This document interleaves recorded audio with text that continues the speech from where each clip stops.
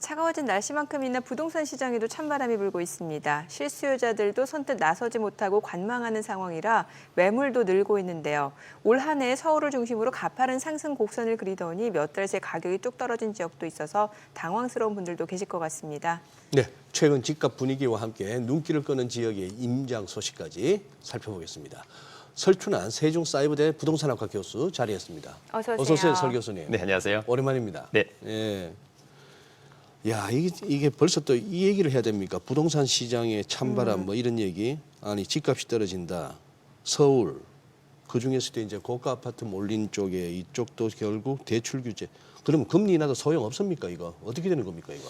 네, 일단 선생님 말씀하신 것처럼 어제 우리 금통위가 네, 네. 기준금리를 0.25% 낮췄습니다. 낮췄습니다. 시장에는 아직까지 영향을 미치기에는 약간 역부족이다 이런 생각이 듭니다. 네. 사실은 제가 이제 이 방송을 작년도 2월달에 첫 출연했는데 그러시죠. 지금 그때 시장의 분위기하고 지금의 시장의 분위기가 약간 비슷합니다. 아, 그래요? 네, 일단 가격이 급등했다가 급락하는 양상 그런 시장이라고 보면 될 것 같고요.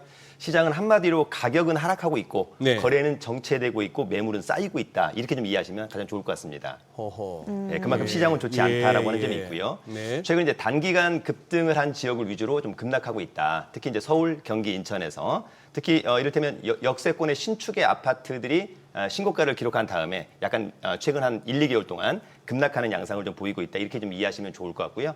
그 이유는 개인적으로는 가격 상승에 대한 어떤 피로감이 좀 있고요. 단기간에. 네. 두 번째는 정부의 대출 규제가 또 상당히 예. 좀 직격탄을 날렸다라고 보는 측면이 강할 것 같고요.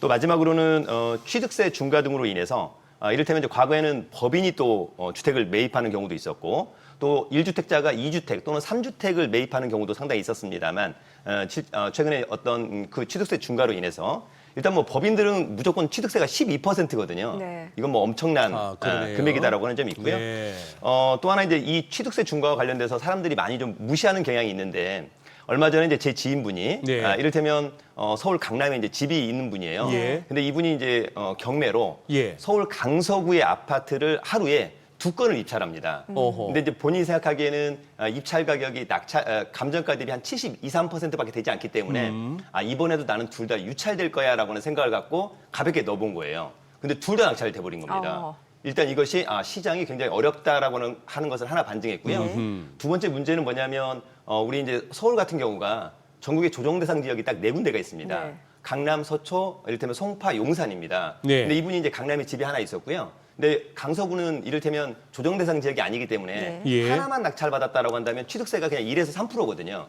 근데 2개를 받기 때문에 두 번째, 세 번째 주택은 취득세가 8%입니다. 허허. 네, 그래서 의외로 주택을 하나 낙찰을 포기해야 되는 그런 상황이 좀 봉착해 있다라고 하는 점.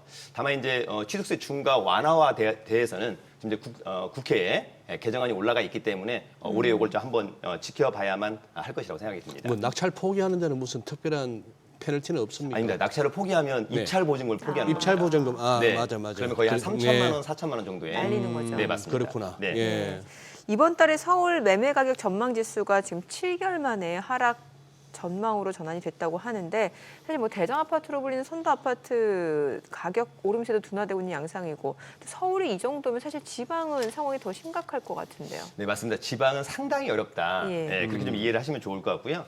아무래도 부동산 매매 수요가 가장 강한 곳이 서울, 경기, 인천, 수도권이 가장 강합니다. 그러나 이제 작년 말부터 올해 9월까지 앞서 얘기한 것처럼 특히 이제 수도권의 역세권의 신축 아파트들이 신고가를 기록한 지역이 상당히 많았었습니다. 다만 이제 그때도 여전히 지방의 시장은 좋지 않았습니다. 뭐 대표적으로 우리가 세종이라든지 뭐 대구, 광주, 강원, 제주 등 따라서 오히려 최근에 어떤 아파트 가격의 급락의 체감은 오히려 지방보다는 네. 서울, 경기, 인천 가격이 급등했던 지역들이 더 크지 않을까라고 하는 생각이 들고 다만 이제 아쉬운 것은 지방은 침체에 침체를 더하고 있어서 좀 아쉽다 그런 생각이 듭니다. 그래요. 네. 아니 근데 이게 벌써 수도권에서 마피 단지가 등장하고 있다. 마피. 그래도 금년에 분양 쪽은 좀 화랑이었던 거 아닙니까? 네, 맞습니다. 일단 기본적으로 이제 이렇게 마피가 나온다라고 하는 것은 네. 시장이 그만큼 좋지 않다라고 하는 점을 반증하고 있고요.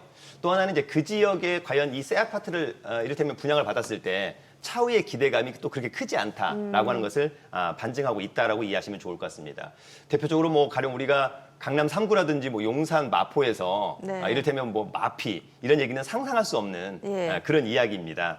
따라서 우리가 이제 그 마피가 나온다라고 하는 것은 기본적으로 서울의 외곽이거나 네. 이를테면 고분양가 논란이 있었던 수도권이다. 서울을 제외한 이렇게 좀 이해를 하시면 좋을 것 같은데 최근에 이런 이제 마피 그 물건이 증가하고 있는 곳들은 주변에 이제 입주 물량이 증가하고 있거나 또 전세 가격이 하락하면서 어찌 보면 이제 실수요자라면 문제가 없겠습니다만 투자자 입장에서는 오히려 이제 분양권을 매물로 내놓는 그런 사례가 상당히 많이 발생하고 있다라고 좀 보여지는데 저는 이제 개인적으로 대표적으로 광명이 의외로 이제 공급이 상당히 많았다라고 하는 예. 측면에서 예. 또 많이 나오고 있는 것 같고요.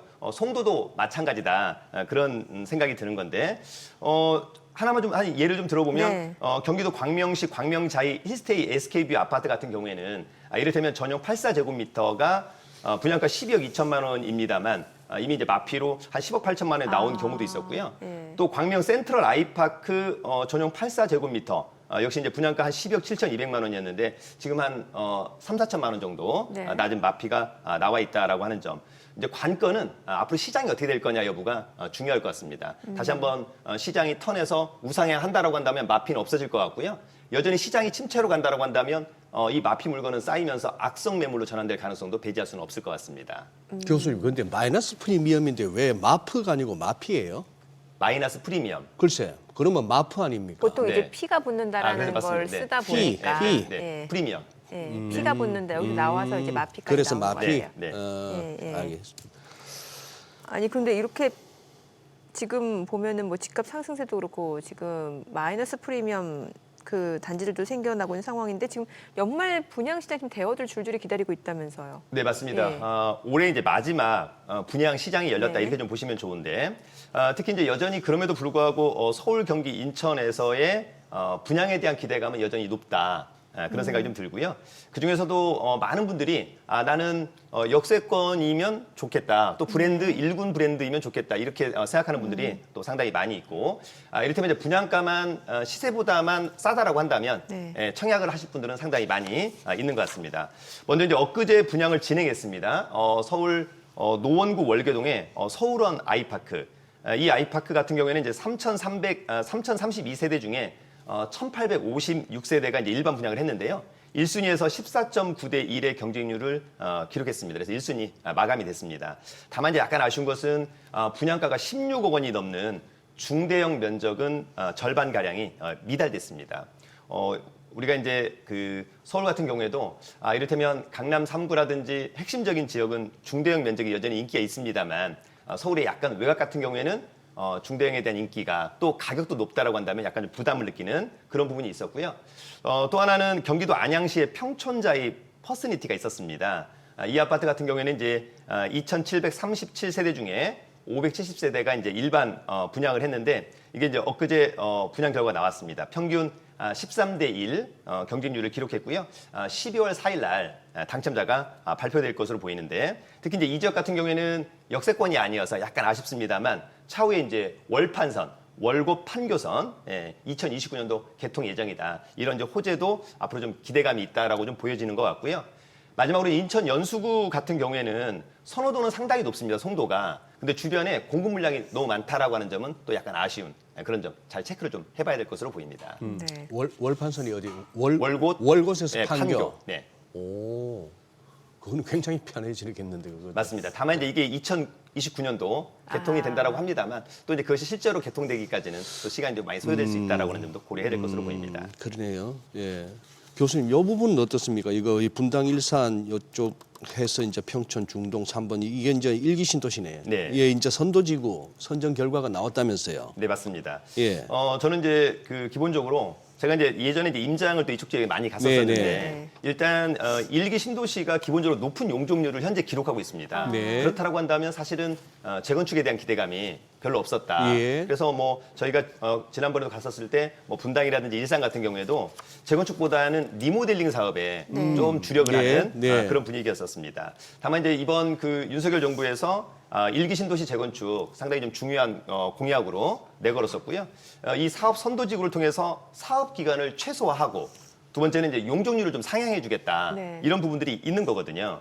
그래서 앞서 얘기한 것처럼 분당에 3곳, 그다음에 일산에 3곳, 그다음에 평촌에 3곳, 중동 2곳, 삼본 2곳. 입지적으로 본다면 상당히 좋은 곳들입니다.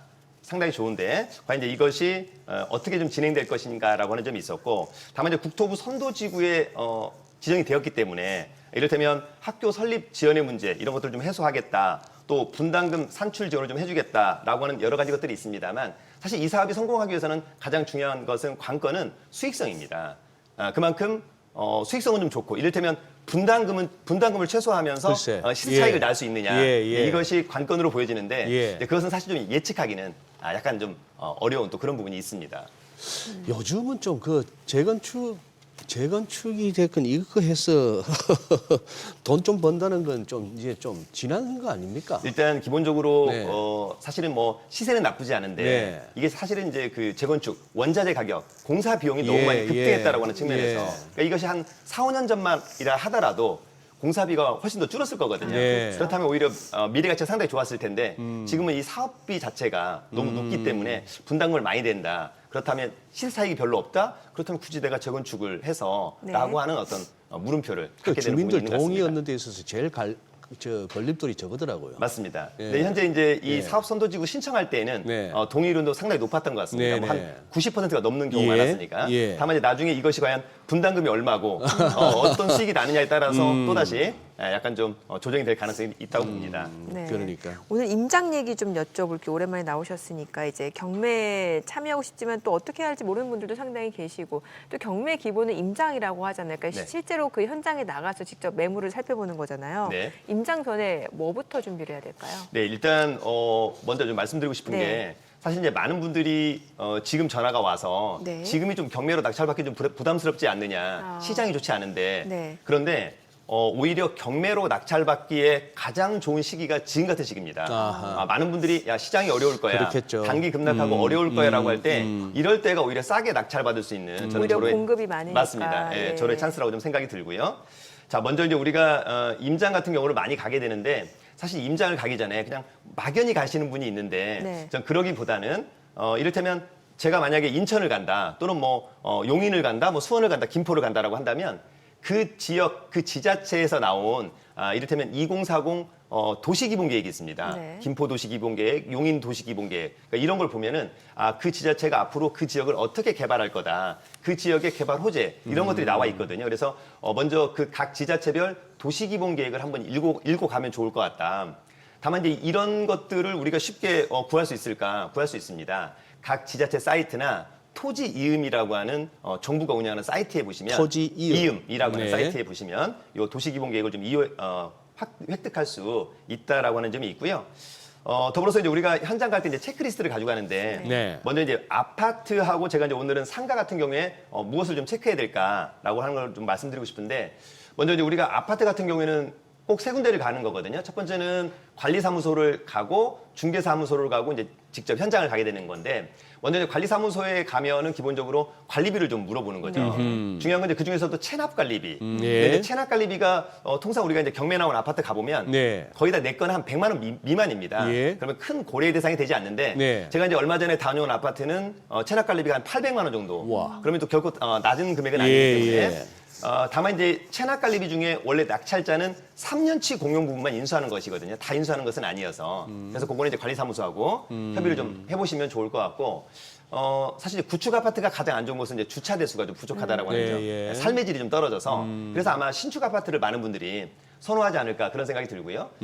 중요한 것은 중개사무소를 좀 자주 들러보는 것이 좀 저는 중요하다고 생각하는 건데, 부동산 공부하거나 이제 이를테면 입찰하고자 하는 분들이 가장 처음에 어려워하는 것이 내가 마치 살 것도 아닌데 중개사무소 가서 약간 좀 거짓말을 해야 된다, 뭐 이런 생각을 하고 있는 분들이 많은데, 네. 저는 개인적으로 그냥 경매에 나온 물건 때문에 왔는데 뭐 정확히 얘기를 좀 하시고 중요한 것은 그 지역에 특히 악재를 물어보는 것 저는 상당히 중요하다. 호재는 굳이 얘기하지 않아도 가르쳐 주는 것이니까. 그래서 악재를 좀 물어보면 좋을 것 같고요. 특히 이제 매매 가격의 흐름이 상당히 중요합니다. 네. 상승하고 있느냐, 또 하락하고 있느냐 여부도 중요할 것 같고, 또 하나는 이제 전세 가격이 또 중요합니다. 왜냐하면 전세 가격이 올라가면 올라갈수록 또 매매 가격도 네. 뒷받침될 수 있기 때문에. 예. 그래서 전세 가격이 올라가고 있는지 떨어지고 있는지도 좀 중요할 것 같고요. 특히 이제 매물의 개수가 증가하냐 감소하냐 여부도 상당히 중요합니다. 매물이 많다라고 한다는 것은 나중에 임대를 주기도 어려울 것 같고 또 이를테면 매매하기도 어려워서 매물의 개수가 증가하는 것은 조금 좋지 않을 것 같고요. 마지막으로 이제 중개사무소에서 또 뭐 학군이라든지 평판도 많이 좀 물어보고 있고 저는 개인적으로 이제 아파트를 산다라고 한다면 우리가 흔히 얘기하는 RR 로얄동의 로얄호수 요런 것들이 사실 가격 차이가 별로 없거든요. 그렇다라고 한다면 RR을 샀었을 때 나중에 매매하기도 좋고 시세 차익을 내기도 상당히 좋더라라고 하는 점이 있습니다. 로얄층이라고 하면 뭐 한 중간층인가요? 원래 이제 로얄층은 뭐 중간층도 있습니다만 조망이 좋거나 고층. 네 맞습니다. 고층 특히 이제 조망이 좋거나 로얄동 로얄호수라고 한다면 이를테면 역에서 가장 가깝거나 또 초등학교를 보내기 가장 좋거나 아까 말씀하신 것처럼 조망이 좋거나 이런 것들이 이제 RR이 될 수 있을 것으로 보이고요. 사실 이제 현장에서 그러면 어떤 아파트가 좋은 거냐라고 한다면 일단 뭐 우리가 가장 좀 선호하는 것은 대단지, 네. 1000세대 이상. 예. 지금은 뭐 10,000세대 이상도 있습니다만 1000세대 이상의 아무래도 1군 브랜드가 가장 좀 선호도가 높다 이렇게 좀 이해를 하시면 좋을 것 같습니다. 그래서 예. 그래서 이제 아파트 같은 경우는 요 정도에서 좀 체크를 해서 문제가 없다면 이제 적절하게 고민하시면 좋을 것 같고요. 마지막으로 이제 상가 같은 경우에는 기본적으로 역시 관리사무소에 가서 이제 관리비, 상가는 특히 관리비가 엄청나게 높은 경우가 많습니다. 그렇죠. 예. 네, 그래서 관리비를 좀 잘 판단하셔야 될 것 같은데 제가 이제 얼마 전에 서초동에 어떤 구분 상가를 갔다 왔는데 월세가 120만 원인데 관리비가 60만 원이에요. 어우, 세네요, 관리비가. 그러면 사람들이 그냥 120만 원 월세는 별게 아닌데라고 하는데 관리비도 거의 그냥 소리가 월세랑 나오고. 비슷한 거니까 네, 상당히 좀 불편할 수 있겠다라고 하는 점이 있고요. 두 번째는 역시 이제 상가 같은 경우에는 가장 중요한 게 임대 수요하고 임대료 수준이거든요. 네. 그러니까 얼마만큼 임대 수준이 높을 거냐, 그 다음에 살아있는 상권이 있냐 여부 마지막 중요할 것 같고 현장에서는 가장 중요한 게 이제 동선이 상당히 중요할 것 같습니다. 지역도 동선, 네. 그 가게 안에서도 동선이 네. 저는 상당히 중요하다고 생각합니다. 네. 살아있는 상권이냐, 하야 다니다 보면은 야, 여기는 죽었네 뭐 이런 얘기들을 하죠. 맞습니다. 여기는 대표적으로 여기는 지금- 활기가 있고 살아 있고. 네, 대표적으로 그 용산만 간다 하더라도 요즘에 용리단길이나 예. 뭐 이태원 괜찮은데 예. 이를테면 경리단길 같은 예, 경우는 예. 상권이 좀 많이 그렇죠. 죽어서 어렵다. 네. 직관적으로 느낄 수 있습니다. 그때 하기야 제가 설 교수님 통해서 이거 경매 쪽 많이 공부했는데 임장은 문자 그대로 그냥 발품을 팔아라 하셨으니 네, 맞습니다. 요즘 같으면 신발 좋은 거 신고 다니셔야 돼. 잘못하면 미끄러져요. 네, 맞습니다. 근데 이제 사람들이 또 우리 임장하면 네. 차를 갖고 점프해요. 점프. 그러면 안 됩니다. 예, 동선에 따라서 계속해서 걸어야만 자연스럽게 지역을 이해할 수 있다. 네. 맞아요. 네. 웃지 마시고 이 나이 되면 신발 좋은 거 신어야 돼요. 잘못하면 이렇게 제가 발음을 잘못 들어서 웃은 거예요. 어디로 임장을 다녀오셨는지 좀 알려주세요. 네, 제가 이번에는 이제 금천구하고 김포시하고 검단시를 다녀왔는데 먼저 이제 물건을 몇 개를 좀 소개를 좀 해드리고 싶습니다. 첫 번째는 금천구 가산동의 아파트형 공장입니다. 우리가 흔히 이야기하는 지식산업센터 지산입니다. 요 물건 같은 경우에는 7호선, 1호선 가산 디지털 단지역에서 도보 5분 거리에 있는 지산이고요. 2007년산입니다. 전용이 60평이고요. 감정가가 11억 4천인데 3번 유찰된 이번 최저가는 5억 8,300여만 원이다. 굉장히 가격적으로 매력적이다라고 이해를 하시면 좋을 것 같고요. 많은 분들이 지산이 어려운데 지금 지산을 이야기한다라고 하는 것에 대해서 좀 불만이 있을 수 있는데 네. 사실 예. 지산을 일반 매매로 이야기하면 굉장히 어렵습니다. 네. 다만 지금처럼 가격이 3번 유찰돼서 반값이라고 한다면 저는 상당히 매력적이다. 이렇게 좀 이해를 하시면 좋을 것 같고요. 이번 최저가로 만약에 세를 준다면 수익률이 거의 한 7, 8%에 육박할 수 있기 때문에 저는 상당히 좀 매력적이라고 보고 이 물건은 제가 가보니까 직접 그 건물의 코너고요. 예. 그다음에 기존에 임차인도 있어서 임차인을 좀 승계하면 어떨까라고 하는 생각이 드는데 많은 그 경매 투자자분들이 기존에 점유자가 있으면 이 점유자를 명도하는 게 좋습니까? 재임대를 주는 게 좋습니까? 라고 물어본다면 예. 소유자가 있다면 명도를 하는 게 좋고요. 네. 이를테면 월세를 계속 내던 임차인이 있다면 승계하는 것도 저는 바람직하다 생각이 듭니다. 따로 임차인 구하지 않아도 되니까. 맞습니다. 네. 예. 그러나 기존의 소유자라면 네. 좀 명도하는 것이 네, 네. 그런 분들은 좀 약간 세를 좀 받았다가 네. 문제가 되는 경우가 훨씬 더 많습니다. 예, 예. 네. 교수님 아까 시작하시면서 지금 분위기가 2년 전 예, 2년 전 2월 달. 2년 전 2월 달하고 느낌이 비슷하다 하셨는데 네. 그때도 막 한번 이제 치솟다가 네. 주춤했던 그 시기를 급락했습니다. 말씀하시는 것 맞습니다. 같은데 네네. 그렇다면은 2년 전 그때와 같은 코스를 바른다면 이건 또 견디면 될 것 같은 거고 네. 견디면 또 올라가는 다시 부동산 시장이 또 화랑을 맞을 때가 올 것 같은데 지금 근데 너무 이 부동산 관련해서 너무 많은 매체들이 겁을 주고 있어서 좀 여쭤보는 겁니다. 교수님 비유는 어떠세요? 부동산 전반. 개인적으로는 지금 저도 이제 현장을 가봅니다만 네네. 최근에 한 5, 6개월 동안 서울, 경기, 인천의 핵심적인 지역의 아파트 가격이 사실 뭐 신고가가 예. 그냥 뭐 천장을 뚫었다라고 이해하시면 됩니다. 어허. 너무 불편하다. 네. 그러니까 저희가 뭐 강남 3구 같은 경우에는 예. 그냥 신축 아파트 우리가 이제 전용 84제곱미터 예. 그냥 웬만하면 30억, 40억, 그냥 50억이거든요. 오호. 저는 이것은 좀 너무 과하지 않는가. 오히려 제가 얼마 전에 그 연세대학교 앞에 창천동에 네. 그 90억짜리 5층짜리 빌딩이 있습니다. 예. 네. 이게 지금 최저가가 한 60억밖에 안 해요. 예. 그래요. 그러면 차라리 그 서초동에 84제곱미터가 60억 하는 게 있거든요. 그거보다는 이게 훨씬 더 좋을 것 같은데 이런 생각이 들 정도로 가격이 높다. 물론 이제 우리가 미래를 생각해 본다라고 한다면 가격이 다시 우상할 수 있겠습니다만 저는 개인적으로 좀 단기적으로는 좀 조정을 좀 피하기는 어렵지 않은가 네. 그런 생각을 한번 해보기도 합니다. 알겠습니다. 오늘 내용 잘 들었습니다. 고맙습니다. 네, 감사합니다. 감사합니다.